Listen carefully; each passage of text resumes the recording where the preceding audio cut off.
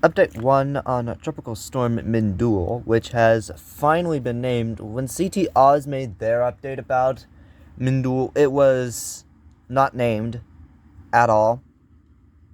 And it is now a tropical storm with winds of 45 miles per hour, moving west-northwest again, like Dianmu earlier, at 23 miles per hour. This thing is expected to be a monster. It's got a pressure of 1,002 millibars, although by this it's moving west at 11 miles per hour. And it's got slower winds. This is expected to be a typhoon threat for the Japanese islands. Its track has shifted massively to the west since CT Oz's update. CT Oz stands for Cyclone Tracking Oz. This thing blasted through Guam with tropical storm force winds of at least 34 knots, which that is enough to consider it a tropical storm. It blasted through Guam, and Guam is owned by America. This thing is expected to become a strong typhoon, at least of 130 to 145 miles per hour. This thing could become a super typhoon, meaning we could be looking at another super typhoon just only days after the very strong Chanthu, which was 180 miles per hour. So this thing could be a super typhoon. I think people will now be expectant of a landfall in these islands right here. I think these are the Ryukyu Islands. Or maybe even in mainland Japan, which would be a worst case scenario. This thing could even go as far as to pull a Maysak. And Maysak of last year hit Korea rather than Japan. There's Dianmu over here. Here's Mindulle. Mindulle got named after Dianmu, but I think this could have been named Dianmu, but I have no clue. We are going to be going to the models for this one because of course, this thing is a intensifying system that's going to be affecting major land areas that have a lot of population in them. So we're going to be going to the models and tropical tidbits for this storm.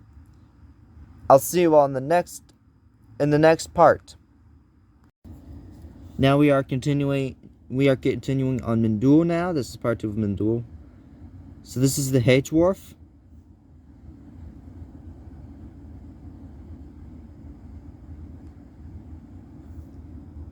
H-Wharf is very expectant of this storm to be very strong because it likes rapid intensification. 928, that could be a Category 5 right there. 927, up to, that's 929. It looks like 929, yeah. That's where it's at strongest.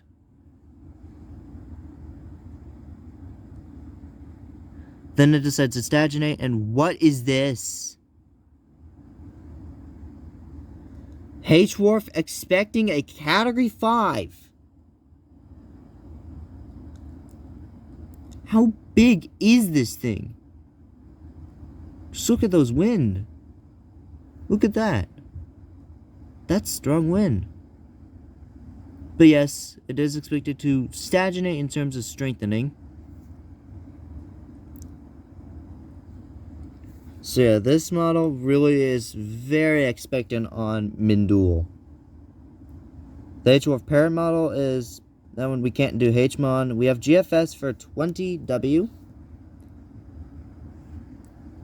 So we can continue on with GFS model and what it wants. It wants a weaker, but yet just as H-Wharf intense system is possible. Never mind. I stand corrected.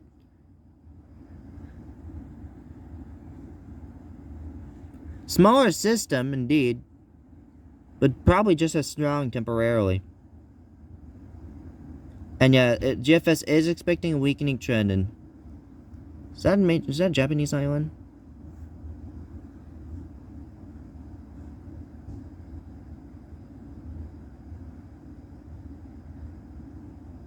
Yeah, I think that was a Japanese island that you saw in the corner. What the heck just happened? Now we're gonna go quickly to the CMC model. And this one has some broken stuff with it. CMC has been underestimated, the one system. What was his name? Sam? I'm not really expecting this system yet. The broken pixels. Those are Japan.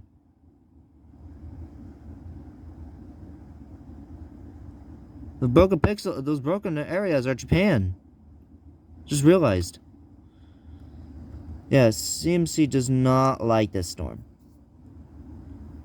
We're going to go to forecast models. Quickly to the GFS again. Now we have regions, and we're going to go to, where is it? Western Pacific. To see what the GFS is expected. There's Dianmu right there. There's a random low that we are not gonna track. There's another random low.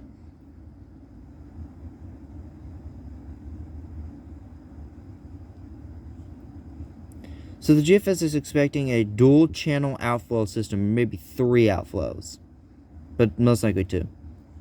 Or this moves up, and away. So yeah, so GFS is expecting a very strong system. What does the ECWMF want? Oh yeah, we can't really check it out in terms of wind, the rain. So we can, but we have wind at the very least. And that's another strong system right there. Although ECWMF doesn't go too far. And we can't use the NOM 3K model, I believe, right? Yeah, we can't. So anyways, I'm going to go straight to 20W here. So yeah, this is a big situation right now going on. I'm actually very expectant of a Category 5 Mindulle at this point, but just by looking at the H-Wharf and GFS model actually calling for a pretty strong Mindulle. And do keep in mind, 140 knots is, well, Category 5, and this thing is expecting decent strength. Let me see. So this is 84 hours out, expecting 151.3 knots, 156.8 knots, down to 155, up to 162.6 knots, back down to 154.7 knots. So yeah, pretty stagnating system in terms of intensity.